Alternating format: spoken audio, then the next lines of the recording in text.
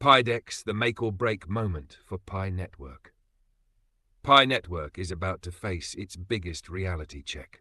For years, people have been mining, waiting, believing. But now, with PyDex coming into the Pi Network ecosystem, everything changes. Because this is no longer about promises, it's about execution. And here's the uncomfortable question. What if PyDex exposes weaknesses instead of proving strength? Town 4230, what PyDex really is, no hype. Let's strip away the hype. PyDex is supposed to be a decentralized exchange, meaning users trade directly, no central authority, transactions happen on-chain. Sounds powerful, right? But here's the problem. Not every DEX is truly decentralized. Compare this to platforms like Uniswap, fully permissionless, deep liquidity, battle-tested infrastructure. So ask yourself, will PyDex match that level, or be a controlled version labeled as decentralized? Because if control is still centralized, then it's not a real DEX, it's just a redesigned system. Nash 3025, how on-chain trading will actually work. Let's break down the mechanics. For PyDex to work, several things must happen. 1. Users connect wallets. 2. Transactions are signed. 3. Trades are validated on-chain. 4. Network processes them in real time. Simple in theory, but reality is brutal. Questions nobody is asking. Can the network handle high trading volume? What happens when thousands try to trade at once? Are transactions fast or frustratingly slow? Look at networks like Ethereum. Even they struggle with congestion and fees. So here's the stress test.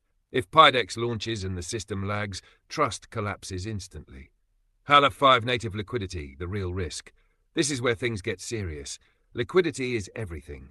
No liquidity equals no real market. So what is native liquidity? It means users themselves provide the funds for trading. But here's the danger. Where will that liquidity come from? Early users? Speculators? External investors? If liquidity is low, prices become unstable, big holders control the market, manipulation becomes easy. Everyone is talking about PyDex like it's the future of crypto. But here's the uncomfortable truth. Most people don't even understand what it actually is. Is PyDex really going to change everything for Pi Network, or is this just another wave of hype? In this video, we're not here to promote anything. We're here to break it down, clearly, honestly, and critically. 1. What PyDex really is. Let's start with the most important question. What exactly is PyDex? PyDex is expected to be a decentralized exchange built directly inside the Pi Network ecosystem. Now pause for a second. Most people hear DEX and immediately think of platforms like Uniswap or PancakeSwap, but PyDex isn't exactly the same. Why? Because it's not just about swapping tokens, it's about building an internal economy where Pi is at the center. That means no centralized authority controlling trades, no reliance on external exchanges for pricing, at least in theory, and users trading directly with each other. It sounds powerful, but also extremely difficult to execute. Part 2. How on-chain trading will work. Now let's talk about something most people ignore. How will trading actually happen?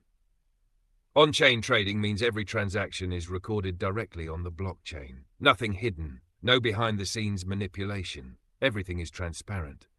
In theory, this brings greater security, more trust, full control of your assets.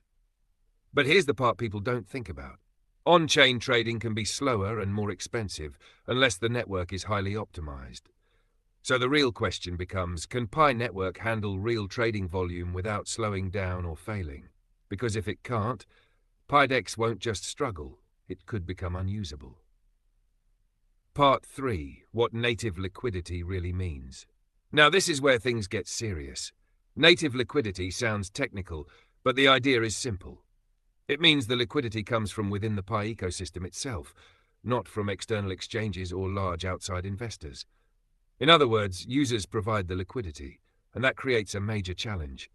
Liquidity is what makes trading possible. Without enough buyers and sellers, prices become unstable, trades may not execute, the entire system feels inactive. So here's the hard truth. If users don't actively participate, PyDex might exist, but it won't function effectively. Now part 4. Can PyDex increase Pi's real utility? Now let's look at the opportunity. If Pidex actually works as intended, it could significantly increase Pi's real-world utility. Why? Because it enables actual transactions, real value exchange, a functioning digital economy. Instead of just mining Pi and holding it, users would finally be able to use it. And that's the difference between a project that grows and one that fades away. But let's stay grounded. Utility doesn't come from technology alone. It depends on adoption, trust, real use cases. Without those, even the most advanced system will fail. Part 5. Risks and Hard Truths. Let's be direct. Pidex is not guaranteed to succeed. Here are the real risks: insufficient liquidity, limited integration with external markets, regulatory uncertainty, overhyped expectations, and the biggest risk? People assuming Pi will automatically gain value just because Pidex exists. That's not how markets work. Value comes from demand, not announcements. Conclusion. So what is Pidex really? It's not magic. It's not a guarantee. It's a tool. And like any tool, its success depends on one thing. Will people actually use it? Because in crypto, hype can start a project, but only real utility can sustain it. So the real question isn't, is Pidex coming? The real question is, will it matter? Delivery tip. Don't read this like a script. Speak like you're thinking out loud. Slow down at key moments. Pause after strong statements. Emphasize doubts and contrasts.